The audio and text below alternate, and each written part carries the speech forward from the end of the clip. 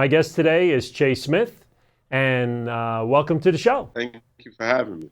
So, Che, I usually start my guests where they went to college. So, where'd you go to school?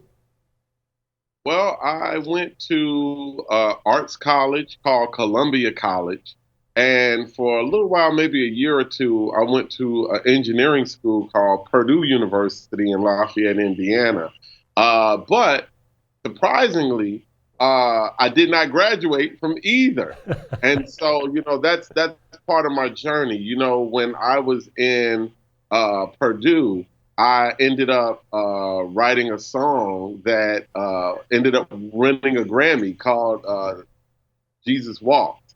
And so that took me onto another type of education. I think that when we speak about education, we like to limit it to just academia. While education can be academia, education is also experiences. And so I think we have to expand our definition of education to all different types of education, not just university life, but also trade school, also world experience. Young people sometimes don't even realize that they can bring world experiences to university life for credits earned already. Now, did you win the Grammy while you were in college, and then said, "Okay, I think I can do this as a full-time job," or how did it all start for you? I started on the journey. So, Kanye West and I were working while I was in school. And, as his career started to rise and we started to see opportunities in music, I went to pursue those opportunities. Gotcha. So now, how long you've been in the industry? What do you actually do? Tell me a little bit about that. Yeah, I don't define what I do as being in the industry, although I operate around the industry, right? So, music is something that more so than industry, I believe to be good at it takes authenticity. And it's hard to be authentic when you're being capitalistic and transactional around something that is so fluid, rhythmic, and spiritual as music. I think that the capital is a byproduct of the authenticity. So we with music we strive to be authentic first and let the industrial part be the byproduct of being natural, being able to tell your truth and your story uh, in a creative way.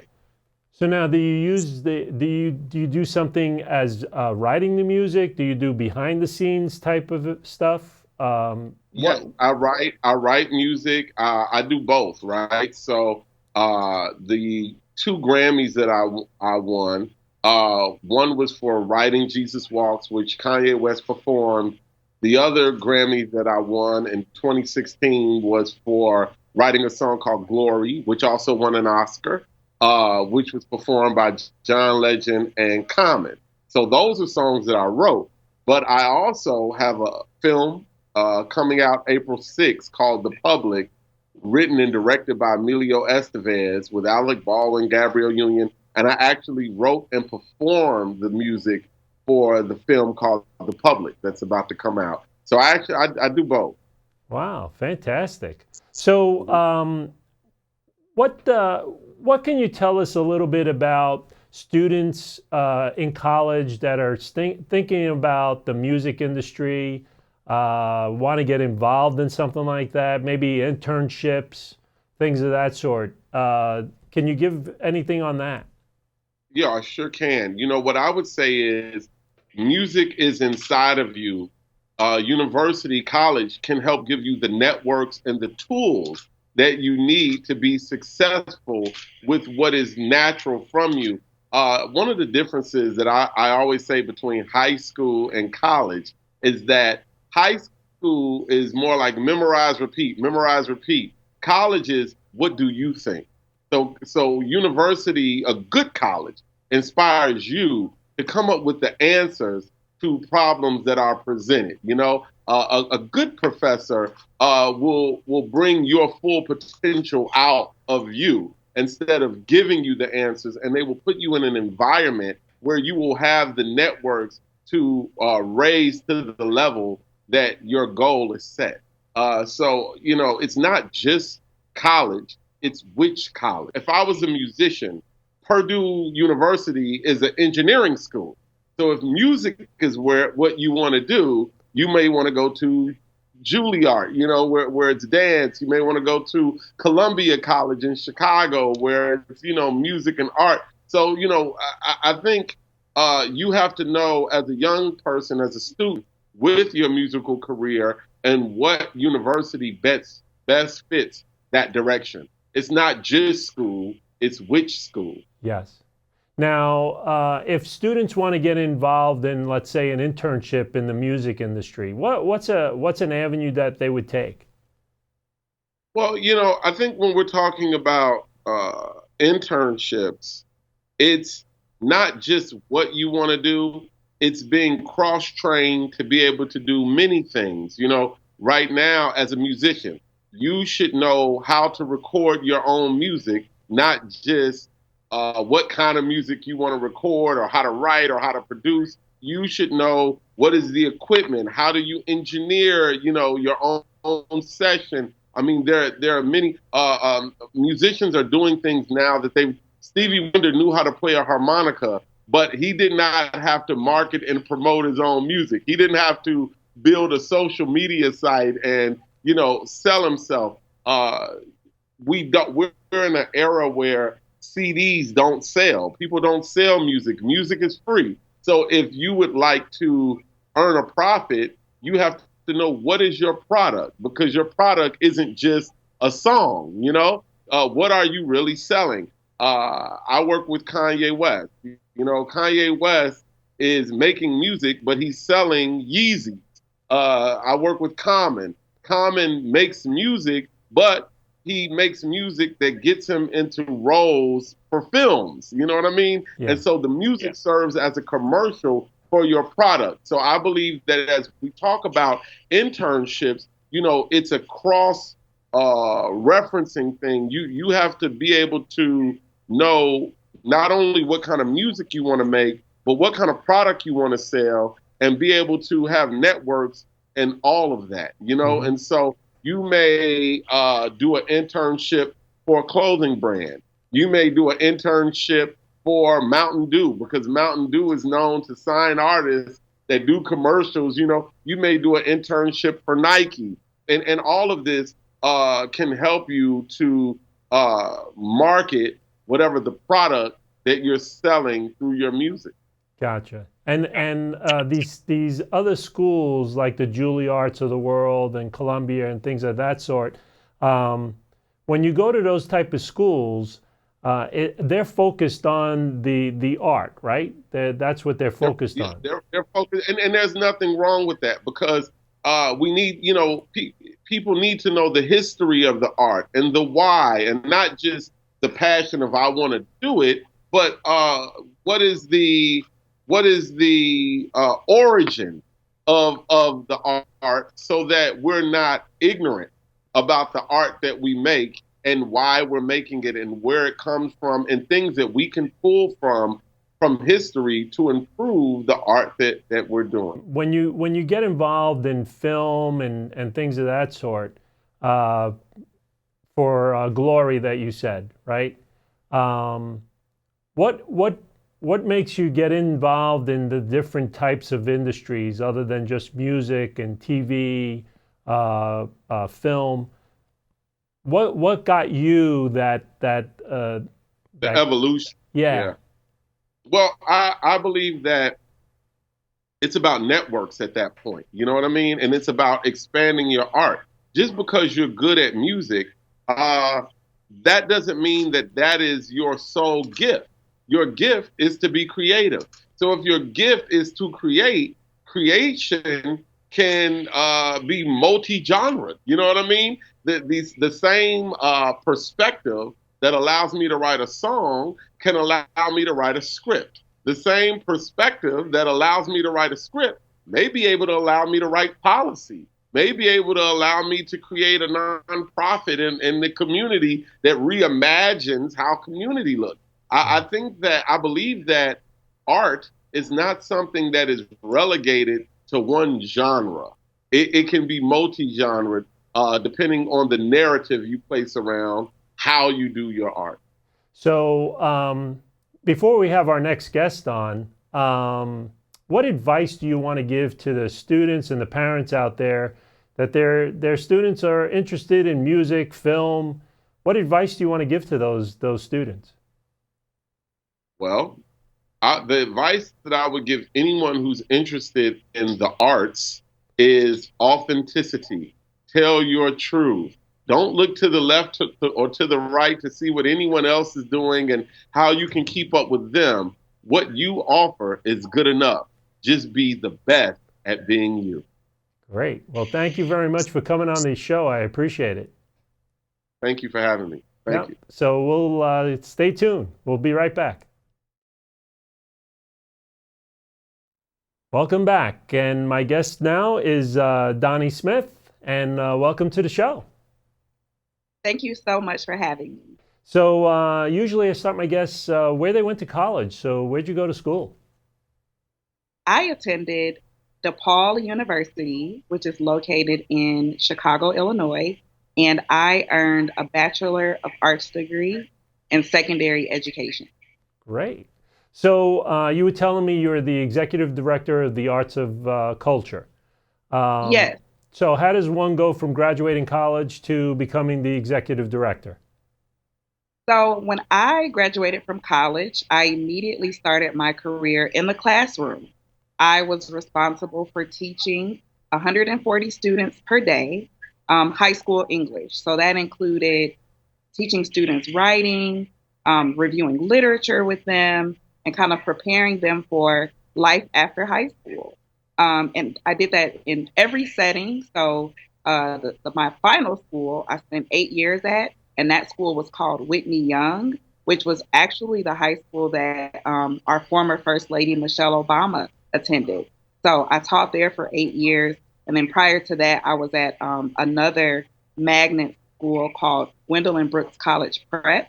And I started my career at a little small alternative school for young people who, for whatever reason, had been, kind of kicked out of traditional school, and they needed a little extra support.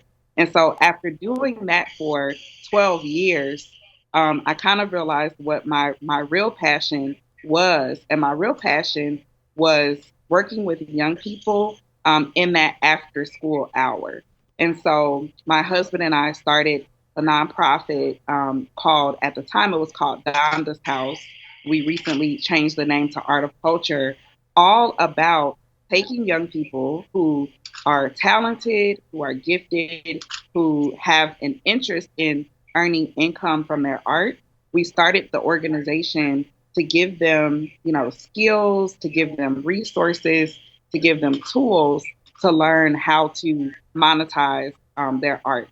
And so we've been doing that now for 6 years. So I've been out of the classroom for 6 years, and we work with 14 to 24-year-olds, Wow. Primarily in the city of Chicago.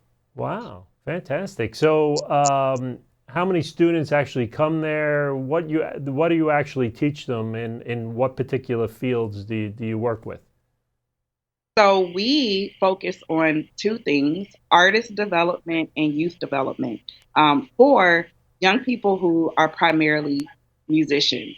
So if you are, a songwriter, if you play instruments, how do you, especially if you come from, a low income community, how do you turn that talent into opportunity for yourself? That is kind of what we do. So we have classes where people who are as accomplished, like my husband, who, Grammy Award winning, Oscar Award winning, we have people like him come in to teach young people how to be better artists, and then also the business of music. And so not only are we talking about, how you hold something as simple as how you hold a microphone, to how you give, a good live performance, we're also teaching them about royalties.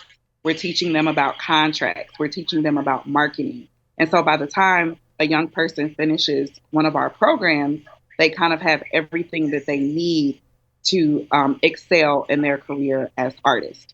On top of our classes, we also curate large scale festivals and events for young people. So we have this program called Bridges to the Blues, where we take young people, pair them with more seasoned musicians, and that ends in a performance at the Chicago Blues Festival. The Chicago Blues Festival is the largest event in the city of Chicago. Over 1 million people, attend. And so imagine being, a 14-year-old, a 16-year-old. You have, the biggest stage in the city to share your art.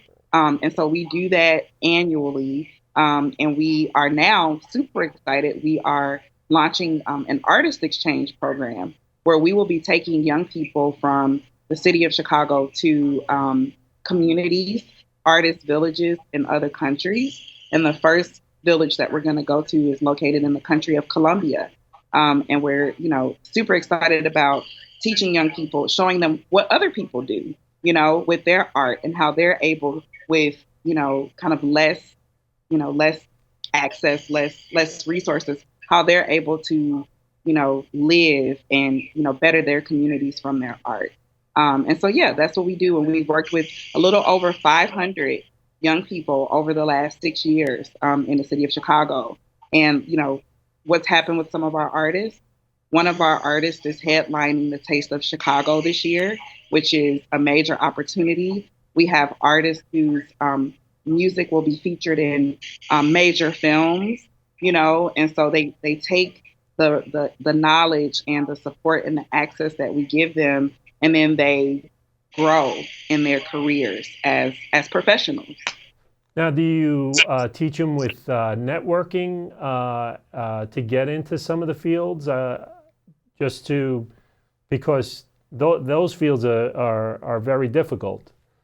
Absolutely, absolutely, and that would be that networking is kind of like one of the most important skills that young people can learn. And so what we do is we bring Grammy Award winners, we bring Oscar Award winners to the community, and we allow young people to interact with them. And so we've had, everyone from a gentleman by the name of No ID, who at one point was the vice president of Def Jam Records. Our young people were able to interact with him, to ask questions, to put those networking skills to the test.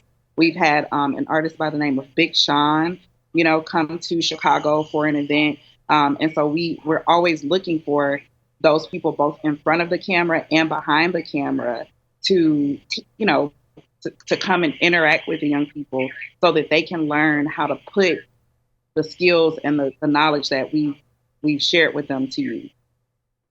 Now, the arts of culture, is it an after school type program? And Yeah. how many years does it take someone to go through the program? So Art of Culture, we operate in that after school and kind of evening hour. Now we do also do programming during the school day in partnerships with some of our school partners, where we'll do like an assembly. And so last June we had an event where we had an actor from the film Black Panther came to do an event at one of our high school partners. And it was during the school day, so the students kind of came into the auditorium and they were able to hear him speak and then ask questions. But most of our programming happens after school and on weekends. We're really, really busy between like March and October because it's also super important for us that we are accessible and active during the summer. So we also do a lot of programming in the summer so that young people, when they're out of school, when they have time off, we can keep them productively busy during the summer. So, And how long does it take for them to go through? yeah. All of our programs are anywhere between 6 to 10 weeks.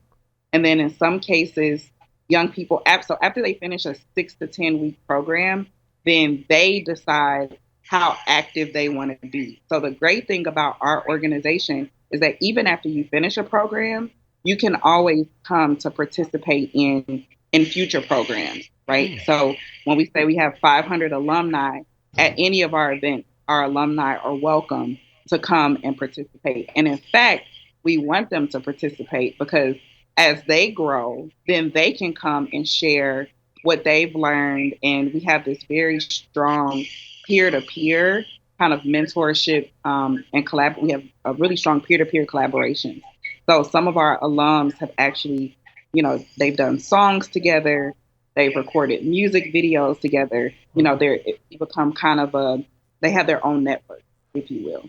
So now, are you only working in the Chicago area, or is it something where you have plans to go across the United States? So we are currently working in the Chicago area with plans to work in other cities. And so this program that we're working with for Columbia, that is going to be the first kind of opportunity that we will have to do work outside of Chicago. And we would love to do that work really anywhere where we're needed. So we're open to doing work in other cities. We have artists who come in from other cities. Once they come and they experience what we're doing, they want to know how they can bring what we're doing to their city. And so certainly we're expanding to other places. So it's a is it a charity of some sort where you get funds from organizations to fund you? Yes, so we are what's called a 501(c)(3), and we're a public charity.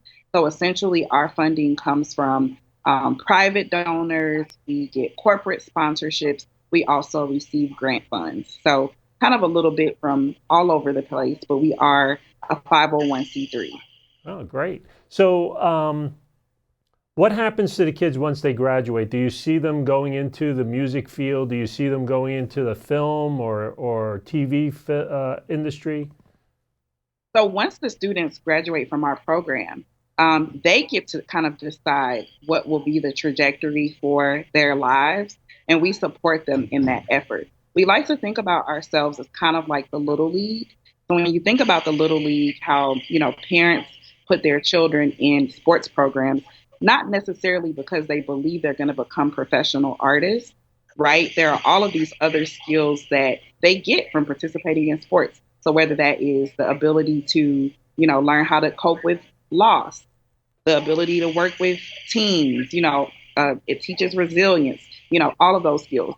We think about what we do at Art of Culture in the same way. While we want artists who are interested in, becoming Grammy Award winners and Oscar Award winners, that's important. We're more so interested in what are all of those tangible skills that young people can gain that regardless of where they go in their future, they can use those skills. So when we talk about, collaboration, when we talk about the ability to solve problems, when we talk about, the ability to take constructive criticism, those are all, skills that we teach our young people. And we believe that whether they're going to be professional artists or not, we want to make sure that they get those skills and then they can use them throughout their life. So we're coming to the end of our show, and usually I ask my guests, what advice do you want to give to the students and the parents that are watching the show, want to get involved in something like this? What advice would you like to give them? So I would say it's super important that parents encourage the creative development of their children. I think that art is often relegated to the margins. Even when you think about it, we talk about STEM, right? Science, technology, engineering, and math. We say don't forget about the A. The A. You need STEAM. You need the arts, to be in the center of a child's life, regardless of what you would like for them to do in the future. So encourage play, encourage the use of imagination, and really encourage involvement in the arts. Great. Well, thank you very much for coming on the show. I appreciate it.